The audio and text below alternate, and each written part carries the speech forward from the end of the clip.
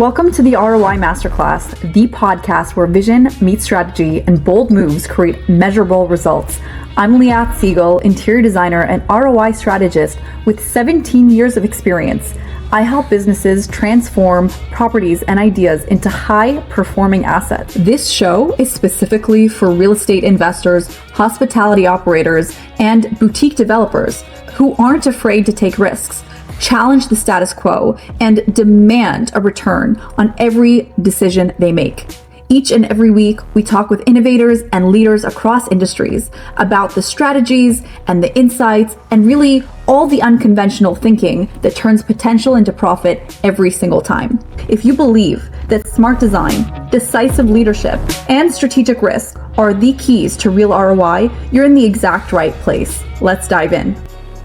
Today's guest is Robert Sloop, a veteran of the restaurant and hospitality industry with over 40 years of experience as CFO, operator, vendor, and advisor. He's worked with multi-concept groups, built iconic nightclubs, and served as CFO for 2 public companies. For the past 27 years, he's led a performance advisory firm that helps restaurants eliminate inefficiencies, implement tech stacks, and unlock profitability, often doubling clients' bottom line in less than a year. Now, Robert is on a mission to disrupt the industry with a new hospitality model, AI-driven, membership-based, no tipping, salary-only, 4-day workweek restaurants that combine automation, proactive hospitality, and ROI-driven design. His insights on the flaws of the 1905 restaurant model and how to replace it are both radical and necessary for the future of dining. Thank you so much, Robert, for joining us. I'm so excited to have this conversation with you. Well, it's a pleasure, Leah. Thank you for having me today.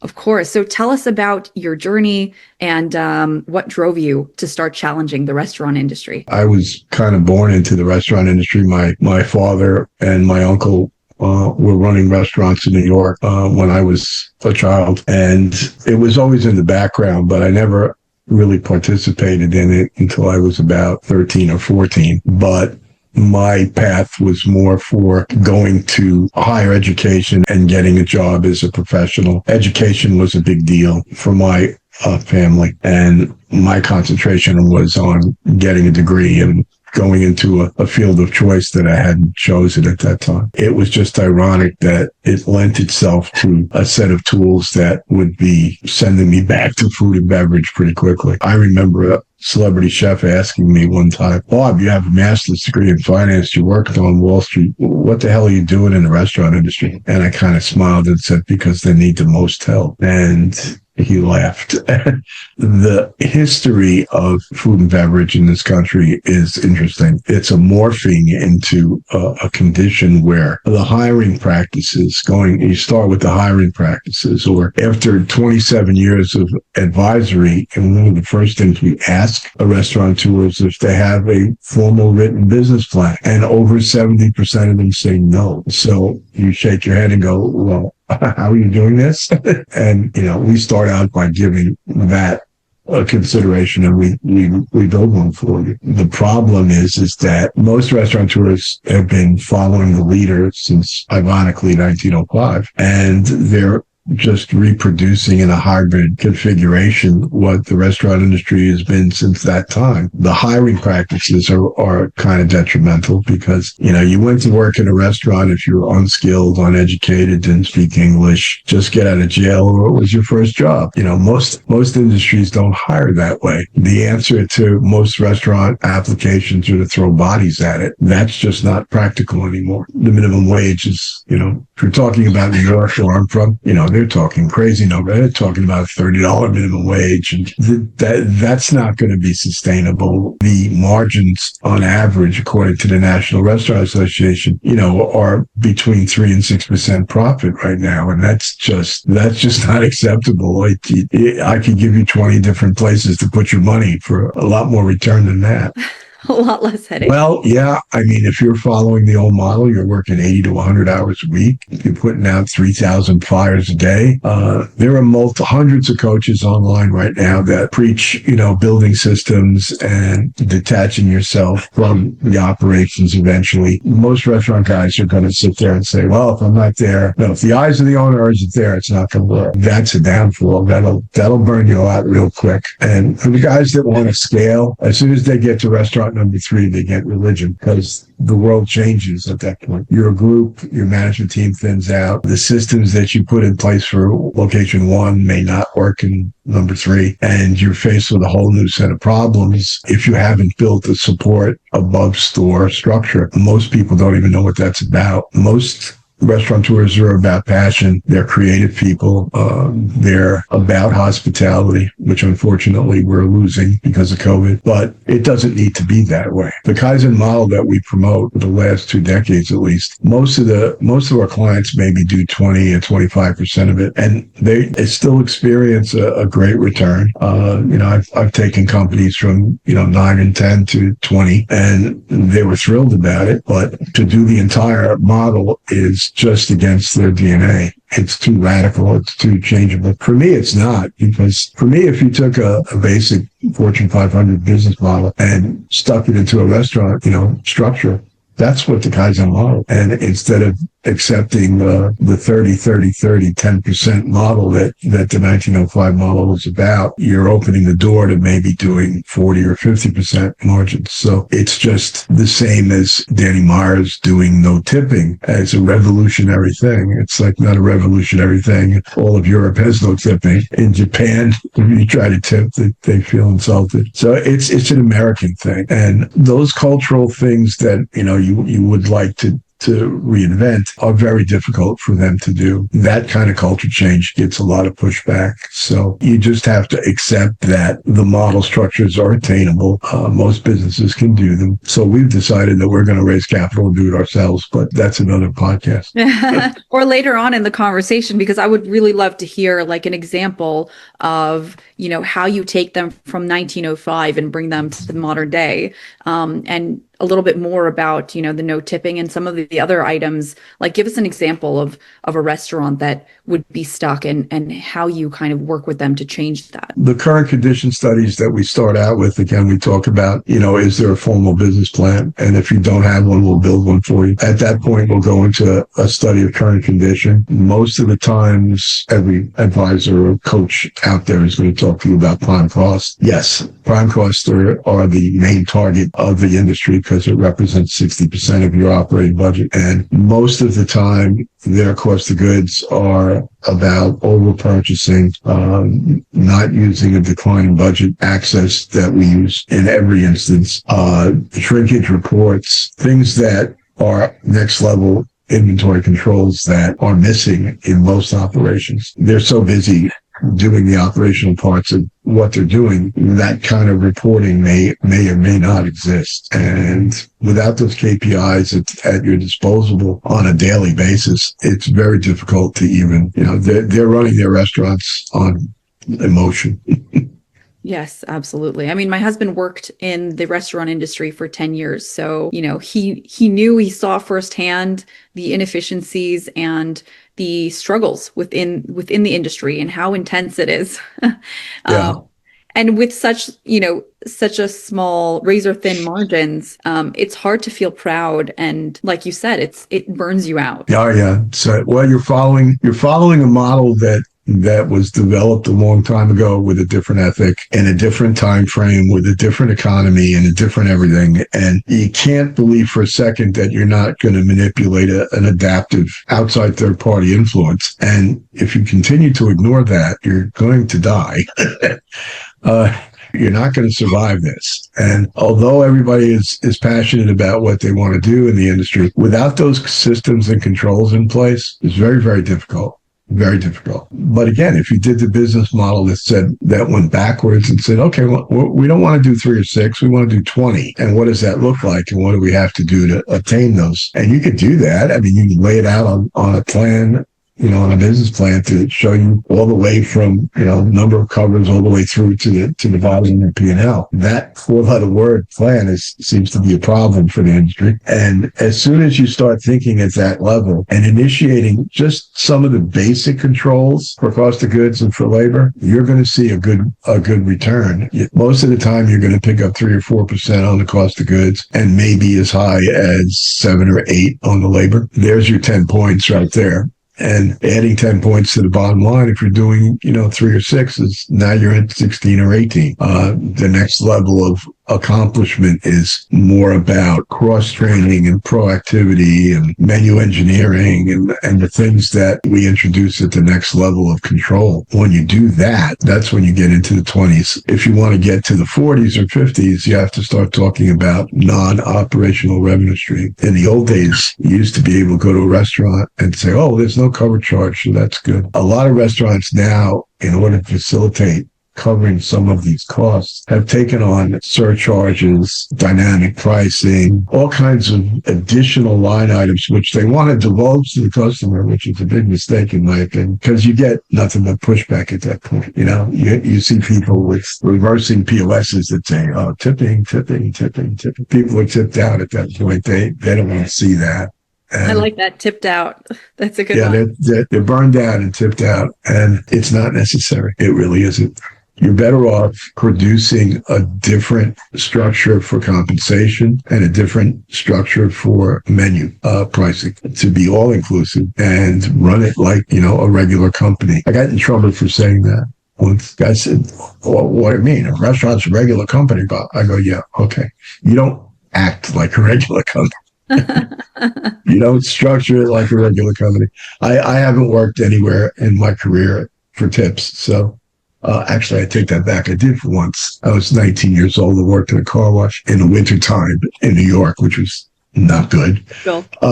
Yeah. But, the guys that are dependent upon the generosity of third party like that is, I much think they would prefer a salary with benefits. I would be so bold as to say that design, strategic interior design, and the way that a restaurant is set up helps towards that profit margin. Because I also have seen pushback when you tell an owner, well, you need to make these changes in order to see an increase in profitability, to see that you have better occupancy and better profitability. Like going into a restaurant and saying, this space is not optimized. Right. Let's take that off your menu.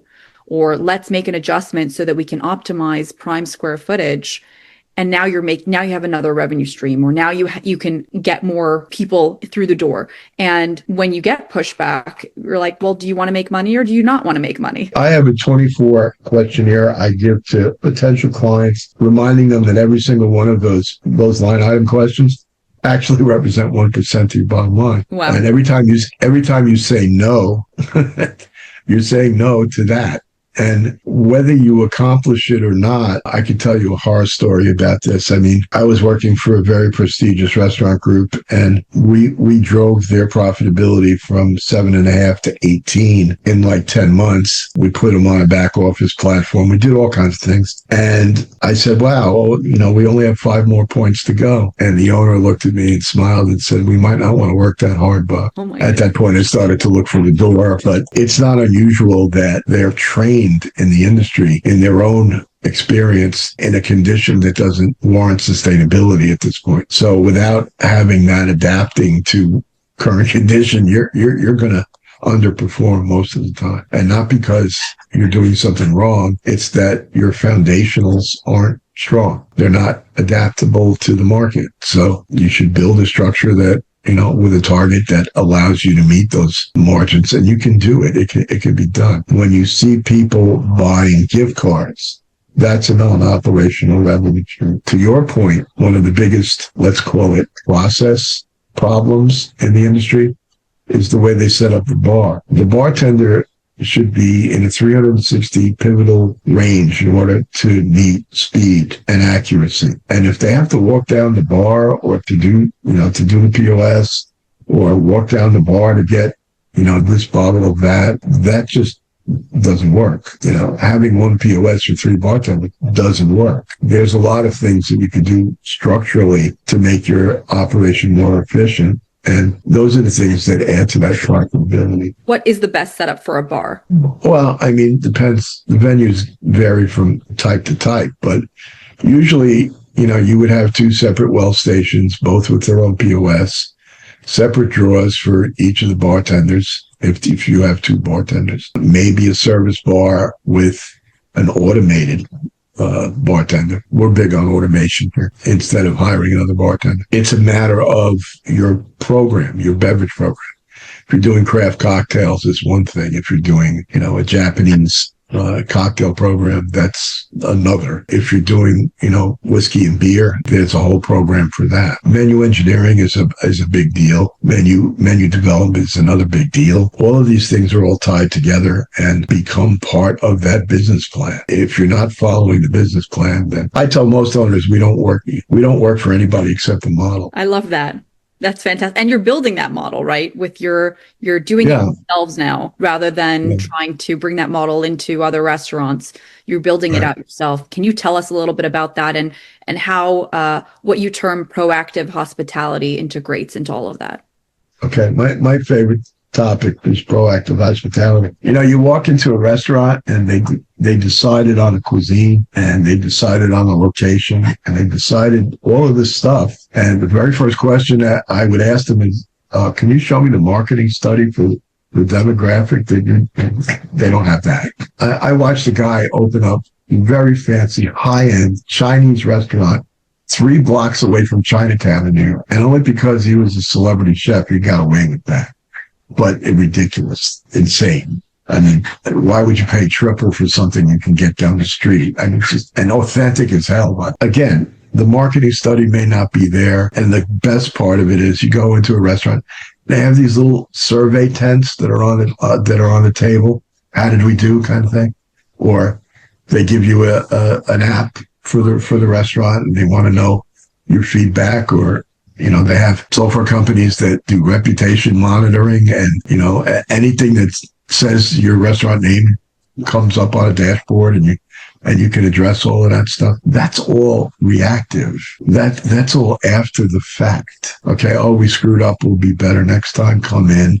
Here's a free entree. Here's a free appetizer. Try it again. We'll do better next time. Wouldn't it be amazing if you could ask your customer base before you opened what they wanted, what they were looking for, what their preferences were? Nobody does that. Nobody does that.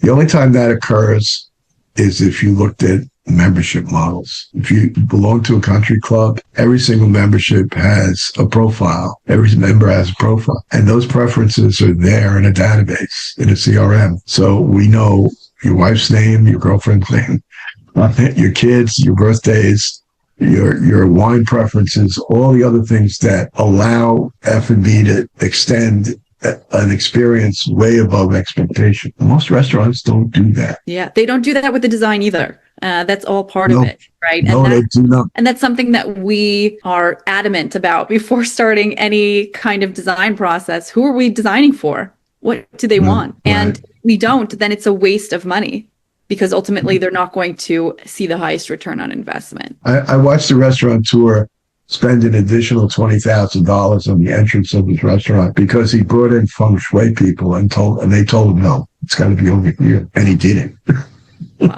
Wow. So what kind of improvements do you see in terms of design, making a big improvement on the ROI of a restaurant? Well, I mean, the processes in regards to workflow is a big one. Okay. A lot of restaurants are not built for workflow. They're not. And I've worked with half a dozen or so architects in regards to this topic. And they're trained in traditional, you talk to a designer and they're doing French curves and all kinds of lovely things. And then you talk to the architect and everything is a box. And then you talk to the contractor and they laugh and say, yeah, you can't build it that way. And it turns into whatever the contractor thinks it is. Yes, always. Yeah, right. And it may or may not look like anything that was originally planned, but in most instances, not all of them are paying attention to that workflow issue. Yes. They're not. That's why you need a really good contractor. You need a really good strategic team. I would say that, when I start any project, I really want to make sure that everybody that's coming in is very collaborative because even somebody like yourself, like a consultant or the contractor or architect, whomever, everybody needs to be involved from the beginning. Before you start any drawings, there has to be an analysis from all parties to understand what's the budget, can we achieve it, and doing our due diligence to make sure that we're on point and that maybe we can come in under budget. Maybe we can figure things out in a way that... Yeah, there's sneaky ways that you can do that. I'll take it to a level prior to that.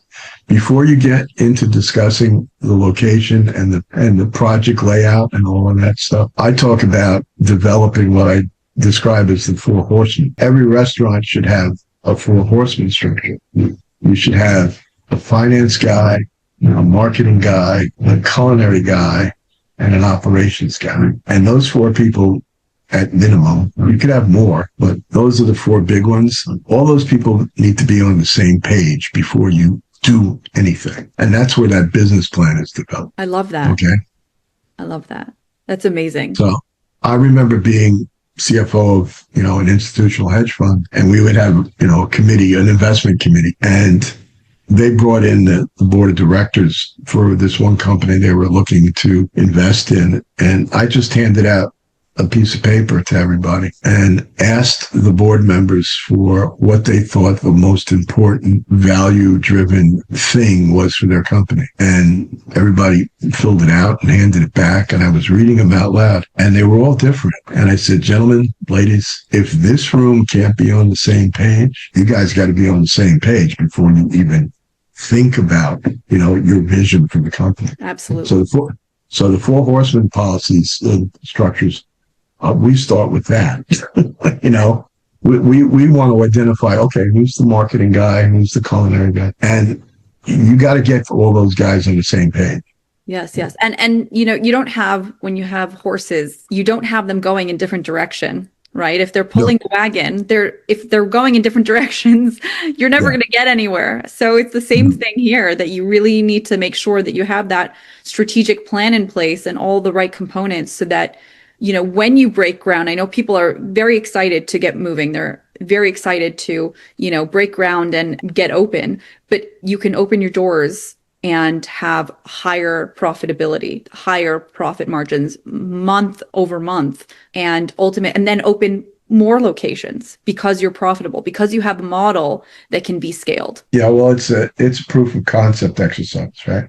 Yes. You should be developing all of these systems and tech applications and prove it out in location one, solidly prove it out before you go and 2, 3, 4. A lot of guys are in a hurry. They want to scale. They want to do, my favorite is franchise, right?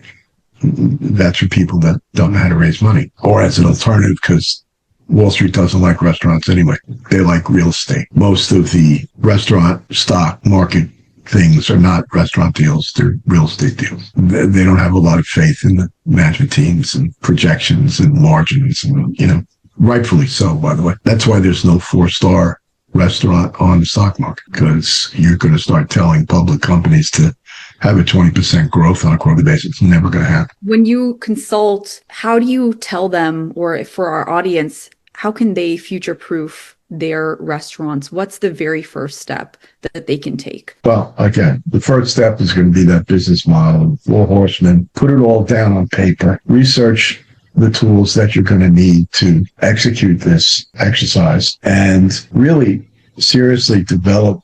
I mean, I can go on about, an EOS structure or that whole process of running and operating a business. But if the model isn't structured correctly, or you run into conditions where, we planned this, but that didn't work out, so we're going to do that, and they go off in a different direction, as you say, you have to be careful about that. You kind of need a third-party scorekeeper to keep everybody on the same page, and that's what we've been doing for 27 years. It's not unusual that they vary because of the market that they're in or the unavailability of talent in the industry. I can tell you right now, in the next 10 years, restaurants are going to get so automated, and you're going to have robots in the kitchen. That's going to happen. You start asking for $30 an hour, that's going to happen. I know from the COVID condition, one of the negatives is the industry kind of lost the ability to deliver an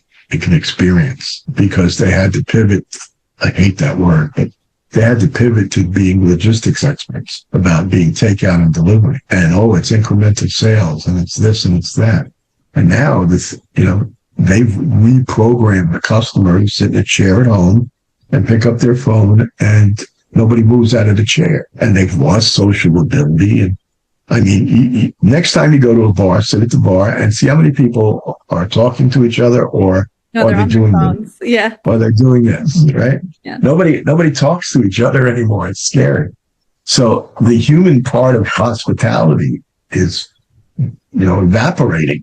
Joe the bartender used to be the guy you would go see, that you could tell your problems to, or you could ask how the kids were or something. That whole experience thing is, disappearing. And that's not good. That's not a good thing, because if that's what's going to happen, restaurants will turn into a vending machine. Right. Literally. Yeah. So tell us, leave us with what you're building and the model that you're building out, and what kind of legacy and impact do you hope to leave with that? Well, the project that we're in the midst of raising capital for is going to seriously disrupt the industry, because we're going to do the entire Kaizen model, number one.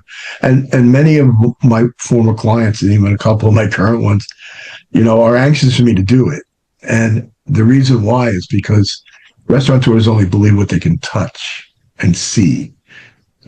A lot of them say, well, that's good in theory, Bob, but I don't think that would work. I said, yeah, well, you do 6, I do 20. You might want to listen to what I'm telling you. I can tell you that doing 40 or 50 is possible once you see the model and the tools, and not being afraid of technology, because they're afraid of technology. I always tell them, well, we don't like change, Bob.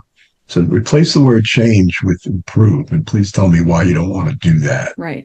I'm a believer in that 1% better every day. And it doesn't need to be a major thing. It can be anything. I'm 70 years old and I still learn something new every day. It's, I've been spending the last 6 months learning AI. I'm in a new realm of AI. We're putting together a listing of all these AI platforms that are being developed on a breakneck speed by everybody, because, the investment world loves new toys. AI is going to be the next Bitcoin. And yeah, you hear about people in the restaurant industry using AI, or virtual assistants, or AI bots, or AI call agents. And pretty soon you could do it now. You set up your own AI agent, it can do a lot of what a restaurant needs. Somebody asked me about the future of restaurant consultancy with stuff like ChatGPT. I said, it's going to put us out of business, but it'll make the restaurateur more informed. But that doesn't mean that they'll execute what they read. Right. Absolutely. Or be accountable. Oh, no, they can't use that word accountable. That's dangerous. It's a consistency and accountability become, the guidelines for doing everything. You could have a great plan on paper, and you can hire really qualified people, but if there's no accountability and it's a free for all, and we don't need to follow that recipe, we can just be creative. Right. It's about consistency. If you want to keep customers on a regular return basis, it's easy to screw a dish up because Joe made it instead of Jerry, and or the bartender makes the Manhattan different. I've seen it time and time again. It's a matter of training. It's a matter of knowing the recipes, and building an accountability plan. You can automate a lot of that stuff, and training will get replaced with programming eventually. Wow, so fascinating. Really. I mean, I think that our audience is very unique in that they are very growth minded and very special, that they want to learn more and want to grow and want to be better. So I think this is going to be very valuable to them. And I'm so grateful that you came on the show to share with us your knowledge and your decades of experience. Yeah, I'm sorry I'm a little hoarse. I've got a cold, and I haven't had a cold in like 20 years, but I decided to get a cold. It's not unusual that guys in the industry have an actual fear about reaching out for assistance. I recently went to go see a potential client in New Jersey, and I made the appointment with the owner. And when I walked into the restaurant, the general manager was there. And as soon as he saw me, he goes, "Wait a minute, you're Bob Sloop." I go, "Yeah, I'm meeting with your owner today." He goes, "We can't afford you." I said, how do you make a statement like, you don't know how one of the things that we do is if you're a $10 million restaurant or a $2 million, we base our fees on, remember, we work for the model. So I'm a line item in the model and it has to meet a budgetary constraint. And I may be giving you a $200,000 or $300,000 value, but that doesn't mean I'm going to charge you that. I can only charge you what you can afford on your model. So a lot of consultants don't do that. They have a number that they want to get monthly, and that's the end of it. We don't approach things like that. We stick with the philosophy that you need to marry the model, and the model is king, and let's not deviate from that. I love it. It's fascinating. Thank you so much for joining us and sharing all your insights. If our audience wants to reach out to you, how can they do that? You can contact me on my email, which is rsloop@kaizen-management.com, or you can reach me. I'm over 40, so I actually use this device. And calling me on my cell phone, you will get an answer very quickly. So that's 917-282-0124. And if you just want to call me up to ask me a question or talk, I'll be glad to do it. Amazing. We'll put all your information in the show notes. Thank you so much for joining us and again, for sharing your insights. Thank you. Thanks again, Leah.